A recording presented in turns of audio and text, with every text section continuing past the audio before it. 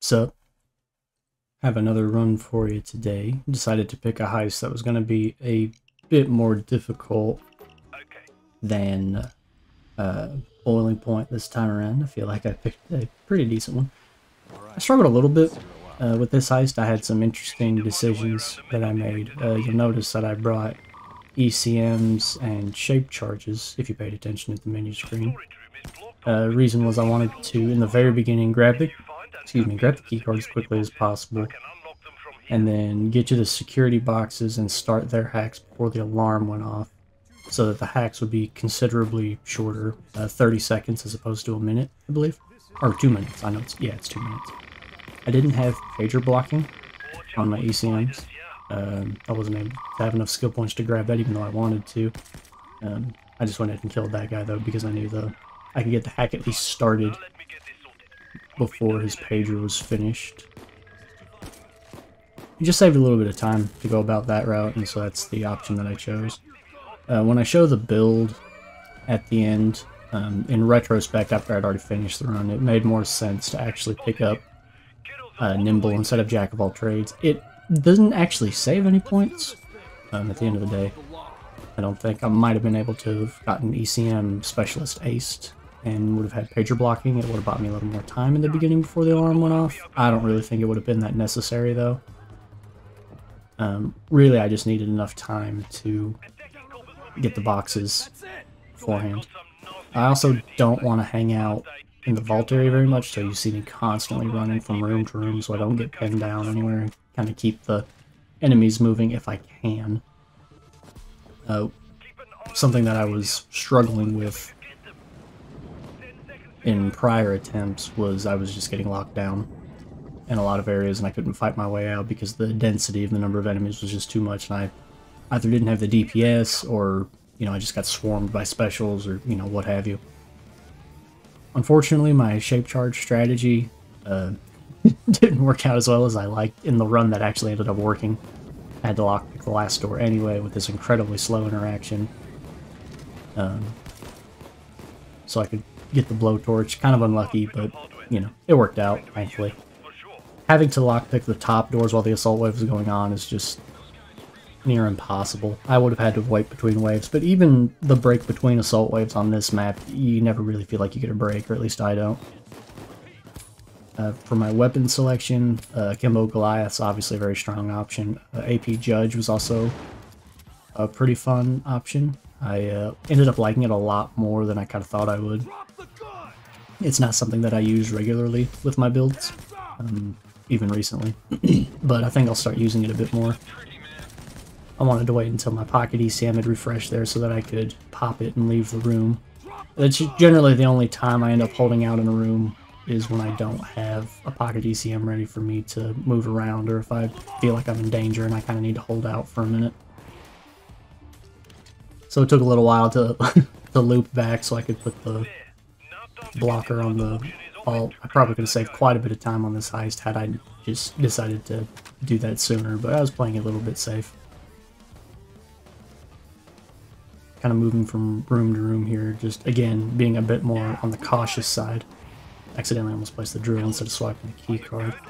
I did bring converts, as you probably already noticed. I only had one convert for this particular build. I didn't feel like two would be necessary. I really just wanted to have Hostage Taker aced proccing, so that I could get some extra health regen on top of what Hacker offered. I wasn't really using Hacker to regen my health. Primarily, I was more using it to kind of get myself out of trouble spots like that one, whenever I felt like I was going to be stuck.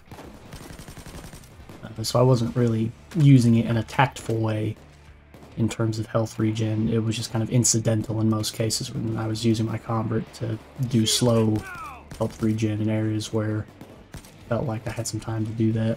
I was a pretty big fan of this closet down here. It felt pretty safe. Especially since no enemies could kind of spawn behind me or on top of me, which is only one exit, which is generally pretty bad for a spot to hold out, but so long as I could get a pocket ECM going, it wasn't too bad. I tried to stay away from my convert as well, strange as that sounds, I wanted to kind of keep the enemies separated a little bit if I could, just to kind of thin out the amount of enemy density that was sitting on top of me at any given point. Ran up here to grab the code, or no, not yet. That's not done, but it was getting close, so I figured I'd run up here and kind of get myself in position. But then I started noticing the enemies were all kind of hanging out up here where my convert was, so I decided to retreat into a room and play it safe. Just about ate it right there. I got pretty dangerously close. Had I not popped my pocket ECM there, I'm pretty sure that dozer would have murked me. Killed that guy. Tried to kill that guy while my pocket ECM was active so I could get the extra dodge chance off of it. I don't know if I killed him in time or not. That's something I tried to stay aware of anytime I popped a pocket ECM, was to at least get one kill if I could, so that I could get the extra dodge chance for the next 30 or so seconds. As I'm running past these enemies, I try to proc bullseye just by getting a quick headshot. Obviously I don't stay long enough to kill them, I just want to do a quick passing shot. Just to kind of cover myself in case dodge fails, so I can have that extra grace shot, basically. But I don't just get two tapped really quickly. I noticed my health wasn't regenerating, so I decided to go ahead and get another convert there. I probably should have stopped at the staircase to let my armor regen instead of just sprinting down, but I think I knew either had a pocket ECM or it was just about to come off cooldown, so I wasn't too worried about it. My armor got broken, it messed up my movement. I wish that was something that could be avoided when you're going up the skill trees in Ghost. I wish you didn't have to pick up the skill that gave you the speed boost on armor breaking. I can't think of what it's called right now. I know what the skill is, but it just stinks that anytime you want crits you have to pick up that skill because it messes with my movement a lot. Very unfortunate. Again, anytime I come down into this vault area, I just immediately leave. There's so much time between interactions. I probably could have turned off contractor voices. I'm not sure if that speeds up placing the keypad on the vault, for example, or the blocker on the vault keypad. I just really didn't think of it, to be quite honest with you, while I was doing it. I just have contractor voices on so often that I don't pay much attention to it. I may experiment in the future, though, seeing if it speeds up any particular interactions. The blowtorch wasn't taking as much time as I thought it was going to. I'm used to stealthing this with, like, having the bot, so the interaction speed boosted makes it crazy fast, but I thought it was going to be a 5 to 6 second interaction. I hadn't made it to this point yet in any previous runs. Most of them died pretty early on by comparison. And so by this point I was a little shaky because I was like, well shoot, I've managed to get this one like way further than any of my other attempts, so I kind of need to, I wanted to tip it in. Cloaker scared me. I thought somehow a heavy SWAT or somebody had snuck in. I kind of panicked and popped a pocket ECM there because I was worried I was going to die. Kept checking to see if my convert had died or anything. That's why I kept trying to interact with him in case I needed the assistance. I was really worried that when I poked my head out I was just going to be absolutely swarmed. Trying to take my time and wait for my next pocket ECM to come off cooldown so that I could use it to escape. Thankfully they were just kind of coming in at a very slow rate and not rushing in all at once, probably due to my convert being in this general area. Let's go ahead and pop the pocket ECM and mosey my way out. Thankfully nearly all of those enemies had got stunned, and I got a bunch of really good dodge rolls there from the heightened chance due to the getting kills while the pocket ECM was rolling. Overall, I was pretty satisfied with how this build felt. Having the passive health regen from converts and then having hacker on top of it made it really nice. The deployables, arguably suspect. I could see some people having issues with my choice of deployable, but I tried to build it specifically for the heist and kind of make things a little bit easier on myself without just, you know, defaulting to bringing ammo or first aid kits or something like that. I'm going to try to avoid doing that in the future.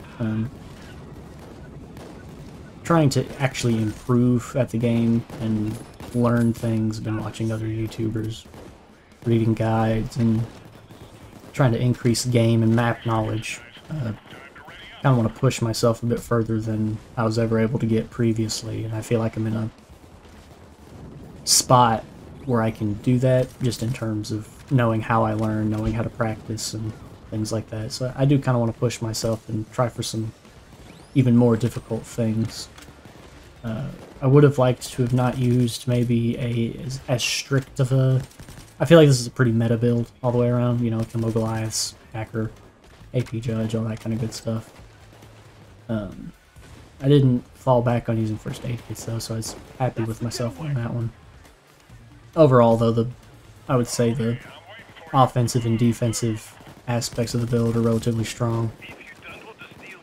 Unfortunately, I was on the wrong side of the map for the helicopter spawn. I had to go back across. I'm not sure if the helicopter always spawns on the same side or not. Again, I don't really play this heist loud ever, so there was a lot of stuff I wasn't aware of. Like the time lock on the vault earlier. I didn't know that there was a time lock on the vault once you put the password code in. So I was taken aback by that. So, but made my way pretty safely to the helicopter after I let my pocket ECM come off cooldown, and that's all she wrote. So we'll go ahead and we'll switch over to taking a quick look at the build, and I'll share my thoughts on it and some things that I would have changed. Thank you so much for watching. I really appreciate it. So the build itself was relatively straightforward. I picked up Hostage Taker, who just tried to be very efficient with my points getting to it, so I didn't have two Jokers. I felt like I only needed one, so I just took Partners and Crime Ace and then aced Jokers so I could get up the Hostage Taker. I had a spare point at the end that I threw into Stable Shot from extra stability for the Goliaths. Just got Overkill Basic for the Goliaths, of course, opting for Close By aced and Shotgun CQB aced. I got up to Bullseye, just with as few points as possible. Put a point in Scavenger because it's just always an incredibly handy skill. Jack of all trades, ace so that I could pack ECMs and shaped charges so I could blow the doors. ECM Specialist Basic. I would have got aced if I had the points that I felt like I could spend, but maybe if I pulled a handful of points out of like some single point, maybe you take a point out of Stable Shot, out of the Professional. No, I don't think I can actually.